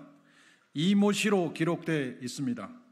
이후 출장 일정이 조정됩니다. 이에 공사는 2014년 12월 24일 참석자를 이모 씨에서 김문기 처장으로 변경 적시해 성남시에 통보합니다. 이 공문은 이재명 시장의 결재를 거치지 않습니다. 즉, 이 시장이 인지하지 못했고 아예 존재 자체를 알 수 없는 공문입니다. 이상하지 않습니까? 그렇다면 도대체 왜 최 전 과장이 이상한 진술을 했을까요? 최 과장이 속았습니다. 검찰의 치졸한 공문서 위조 공작에 넘어갔습니다.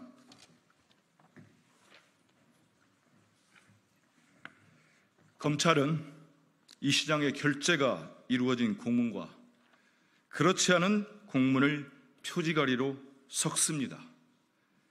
2014년 12월 2일자 문서 표지에 2014년 12월 24일자 속지를 짜집기에 새로운 문서로 생성한 것입니다. 검찰은 최 과장 신문 때 이 문서를 들이댑니다. 더욱이 공문을 직접 보여주지 않고 흐릿한 TV 화면 캡처본만 제시합니다. 최 과장은 검찰의 의도대로 속았고 검찰이 원하는 대로 진술합니다.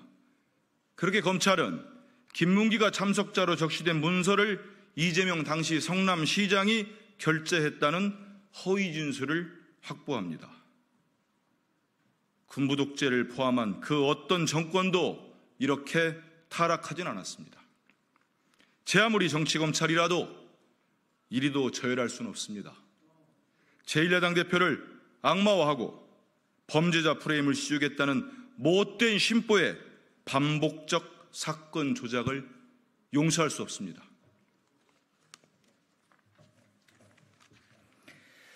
우리는 똑똑히 기억합니다. 이미 검찰은 서울시 공무원 간첩 조작으로 대법원에서 공소권 남용 판결을 받았습니다. 마땅히 주권자께 석고대죄해야 합니다. 그럼에도 반성은커녕 여전히 증거 조작에 나선다는 사실에 경악을 금치 못합니다. 정치검찰은 반드시 실패합니다. 정적제고라는 목적 수사에 현명한 주권자는 속지 않습니다. 윤석열 정권과 정치검찰은 집요하게 이재명 대표 죽이기에 나섰지만 지난 4월 10일 총선의 민의는 어땠습니까? 우리 대책단은 다짐합니다. 이화영 전 부지사 사건 조작은 물론 검찰의 성남시 출장 공문 표지가리 실체를 철저히 파헤쳐겠습니다. 진상 규명을 위한 특검 추진 등 모든 수단을 동원하겠습니다. 국민과 함께 진상을 밝히고 책임자 처벌을 이끌겠습니다. 무너진 형사사법 체계를 바로 세우고 나라의 정의를 되살리겠습니다. 함께 힘 모아 주십시오. 고맙습니다. 2023년 5월 13일 더불어민주당 정치검찰 사건 조작 특별대책단 1동 이상입니다. 네, 그럼 이것으로 기자회견 마치도록 하겠습니다. 감사합니다.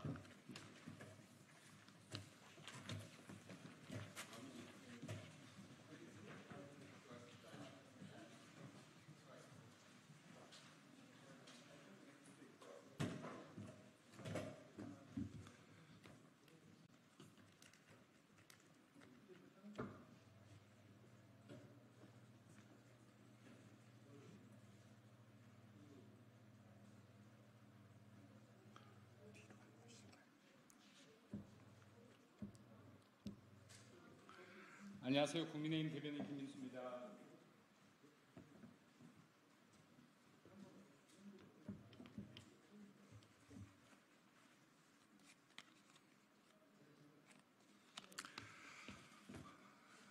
네, 22대 국회의원 선거에서 민주당의 김동아 당선인이 학교 폭력 논란으로 많이 이슈가 되고 있습니다. 이에 국민의힘 서울특별시당 오영택 대학생위원장이 진실규명 촉구 성명을 하고자 합니다. 네, 이에 서울시당 오영택 대학생위원장 소개하겠습니다.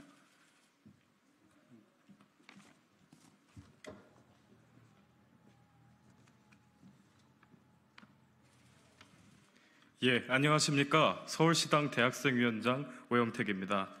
금일 저희 대학생위원회는 더불어민주당 서대문갑 김동아 당선인 학교폭력 의혹 관련 규탄 기자회견을 진행하고자 합니다. 지금부터 시작하겠습니다. 우리는 학교폭력 가해자를 국민의 대표로 인정할 수 없습니다. 더불어민주당 김동아 당선인이 학창시절 학교폭력 가해자였다는 의혹이 제기되었습니다. 보도에 따르면 김 당선인은 동급생들에게 심각한 수준의 폭행을 지속적으로 여러 차례 가했고 심지어는 이유 없이 장난삼아 때리기도 했다는 내용의 구체적인 피해 사실을 다수의 동창들이 증언하고 있습니다. 또 몸이 왜소한 친구들의 신체를 약점 잡아 조롱하고 야간 자율학습 중 자신을 불쾌하게 했다는 이유로 친구의 다리를 내려찢기까지 했다는 목격담도 공개된 바 있습니다. 그야말로 악마도 울고 갈 이야기입니다. 피해자들은 김동아 당선인 때문에 학창시절이 너무나 고통스러웠다고 이야기하고 있습니다. 지금도 TV에서 그 얼굴을 볼 때마다 예전의 끔찍한 기억이 떠오른다고 호소하고 있습니다. 그럼에도 김동아 당선인은 피해자들이 성공한 자신에 대한 시기와 질투로 제보를 결심한 것 같다고 말하며 왜곡된 증언을 보도한 언론사에 법적 조치를 취하겠다는 뻔뻔한 태도를 유지하고 있습니다. 또한 자신의 생활기록부에는 학교폭력에 대한 언급이 없다며 상해 진단서를 달라고 해야 한다고 주장하거나 피해자들의 증언은 정치적 목적이 있다고 말하며 손바닥으로 하늘을 가리려 하고 있습니다. 김동아 당선인께 묻습니다. 정말로 친구들을 폭행하거나 폭언을 내뱉은 적 없으십니까? 만일 그런 사실이 없다면 구차하게 이런저런 이유를 댈 것이 아니라 단 한 번도 친구 몸에 손댄 적 없다, 이 한마디의 해명이면 충분할 것입니다. 거짓말은 더 큰 거짓말을 낳고 끝내 걷잡을 수 없는 상황에 이르는 법입니다. 이제라도 스스로 사실을 자백하시길 바랍니다. 단 한 번이라도 학교폭력을 저지른 사실이 있다면 즉각 국회의원직을 내려놓아야 합니다. 김동아 후보가 학교폭력 가해자였다는 사실을 지역 유권자들이 미리 알았다면 김 후보는 절대 당선되지 못했을 것이기 때문입니다. 더불어민주당에 촉구합니다. 자당 국회의원 당선자의 논란과 관련해 소극적인 태도로 침묵하지 말고 감찰을 실시하든 징계 절차를 밟든 즉각 사실관계 파악 및 진상규명에 나서기 바랍니다. 앞으로도 국민의힘과 저희 대학생위원회는 억울한 피해자가 더는 발생하지 않도록 학교폭력 예방 대책을 마련하고 피해자 보호에 앞장설 것임을 약속드립니다. 경청해 주셔서 고맙습니다.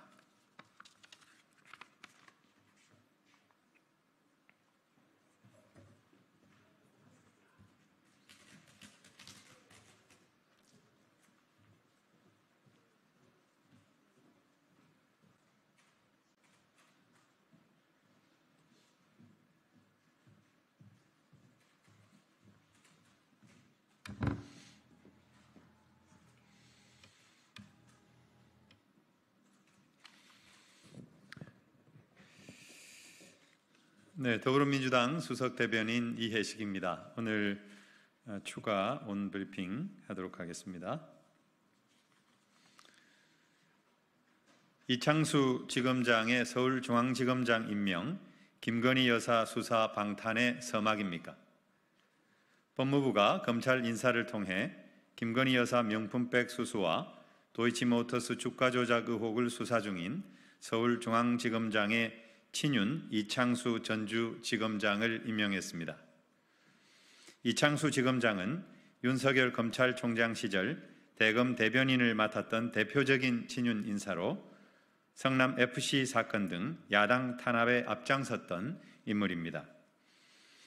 김건희 여사에 대한 수사가 본격화하는 이때 대통령의 신복을 중앙지검장에 앉힌 것은 기어코 김건희 여사를 성역으로 만들라는 신호로밖에 볼 수 없습니다. 그게 아니라면 김 여사에 대한 소환조사 필요성을 제기한 송경호 서울지검장을 친윤 검사로 교체할 이유가 없습니다. 그런 점에서 이번 검찰 인사는 봐주기 인사, 방탄 인사입니다. 더욱이 이 지검장은 어제 윤건영 의원을 비롯한 27명의 당선인들이 기자회견을 통해서 밝혔듯이 문재인 전 대통령의 전 사위에 대한 인권유린, 강압 수사, 불법 수사에 대한 책임을 져야 할 대표적인 정치검사입니다. 감찰을 받아야 할 사람이 영전한 것입니다. 대장동 사건을 수사 지휘한 고형곤 검사 또한 승진하였습니다. 이번 검찰 인사는 인사의 기준이 대통령에 대한 충성도라는 사실을 똑똑히 확인시켜 줍니다. 무너져버린 법과 정의의 가치를 회복시키라는 것이 이번 총선에서 국민이 내린 명령이었지만 윤석열 대통령은 이를 거부했습니다. 윤석열 대통령은 앞에서는 반성을 말하며 뒤로는 자신의 가족을 지키라고 지시하는 것입니까? 대통령의 검찰 장악력 유지를 위한 이번 검찰 인사는 국민의 분노를 끌어오르게 할 뿐입니다. 더불어민주당은 반드시 김건희 특검법을 관철해내 윤석열 정부가 무너뜨린 법과 정의의 가치를 바로 세우겠습니다. 다음 것도 하겠습니다. 윤석열 대통령은 라인을 강탈당할 처지에도 반일 감정부터 걱정합니까? 대통령실 성태윤 정책실장은 라인 사태에 침묵하는 정부에 대한 비판을 두고 반일을 조장하는 정치 프레임이 국익을 훼손한다고 강변했습니다. 우리의 글로벌 플랫폼을 일본에 강탈당하게 생겼는데 대통령실은 반일 프레임을 걱정하고 있습니까? 대체 무엇이 반일을 조장하는 정치 프레임이라는 말인지 이해할 수 없습니다. 윤석열 정부가 일본의 라인 강탈 시도에 손 놓고 있다가 국민의 분노가 들끓자 이제야 미적대며 나서는 것도 답답한데 반일 감정부터 걱정하고 있으니 기가 찰 노릇입니다. 심지어 고위 관계자는 네이버가 좀 더 진실되고 구체적인 입장을 주시는 것이 최대한 유리할 것이라며 네이버에 책임을 떠넘기기까지 했습니다. 우리 기업이 피땀 흘려 일군 글로벌 플랫폼 사업을 통째로 빼앗기게 생겼는데 앞장서 막아주지는 못할 망정 해당 기업의 책임 떠넘길 궁리만 하는 정부의 행태를 납득할 수 없습니다. 윤석열 정부는 네이버가 전 세계 2억 명의 이용자를 확보하기까지 얼마나 많은 땀과 노력을 기울였는지 안다면 야당을 비난하기에 앞서 일본의 부당함에 맞서야 합니다. 일본의 라인 강탈을 수수방관하는 윤석열 정부를 보며 국민께서는 역사, 미래 산업 다음은 독도를 팔아치우려는 것 아니냐며 분노하고 계십니다. 윤석열 정부가 걱정할 것은 일본 정부가 아니라 우리 기업입니다. 정부는 지금이라도 행정지도라는 이름 아래 벌어지는 일본의 라인 침탈 시도에 정면 대응하십시오. 네, 이상입니다.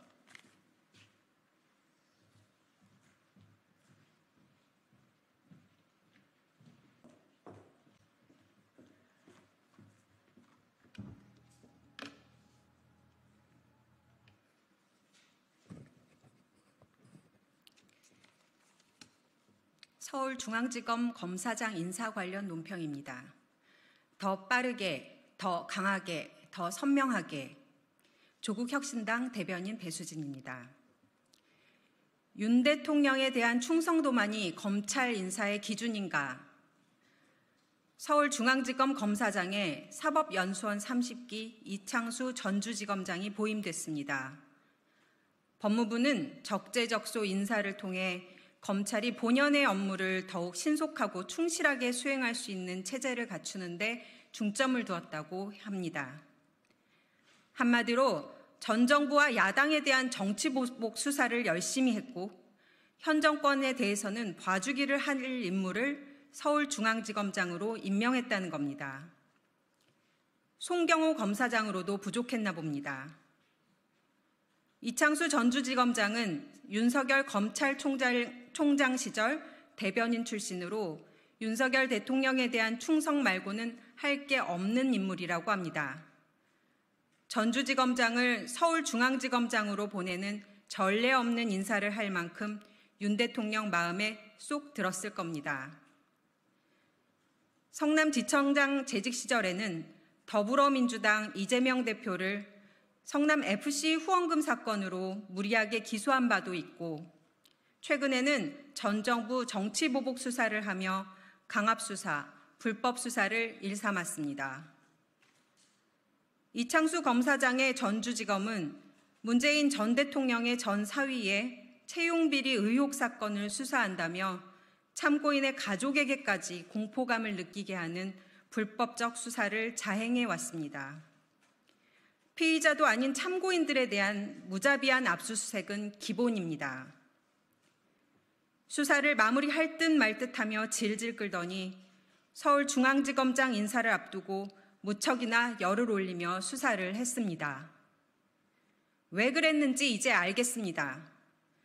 윤석열 정권이 저물기 전에 한자리 해보겠다는 것 아니면 무엇입니까? 정치검사의 전형 아닙니까? 이러한 이창수 서울중앙지검장이 김건희 여사의 명품백 수사, 도이치모터스 주가 조작 수사를 제대로 할지 의문입니다. 도이치모터스 주가 조작 관련 김건희 여사 소환조사 방침은 휴지 조각이 되고 명품백 신속 수사도 슬그머니 사라질지도 모르겠습니다. 이원석 검찰총장에게 묻습니다. 이번 서울중앙지검장 인사 어떻게 생각하십니까? 김건희 여사 소환조사나 신속수사 방침이 이창수 서울중앙지검 체제에서도 관철될 것 같으신가요? 이번 서울중앙지검장 인사를 보니 해답은 김건희 여사 종합특검뿐이라는 것이 다시금 증명됐습니다. 도이치모터스 주가 조작, 양평고속도로 특혜, 고의 상습적 위조 이력서 제출, 뇌물성 후원, 관저 리모델링 공사 특혜 등 김건희 여사에게 제기된 모든 의혹을 총망라한 종합특검 아니고서는 김건희 여사 수사는 한 발도 뗄 수 없을 것 같습니다. 조국혁신당은 합니다. 제22대 국회에서 김건희 여사 종합특검법 반드시 통과시키겠습니다. 고위공직자의 배우자가 명품백을 받아도 주가 조작으로 23억 원의 수익을 올려도 고속도로를 자기네 땅 근처로 지나가게 만들어도 이력을 위조해 업무 방해를 해도 아무런 조사조차 없는 참으로 공정하기 그지없는 윤석열 정권을 반드시 심판하겠습니다. 이상입니다. 감사합니다.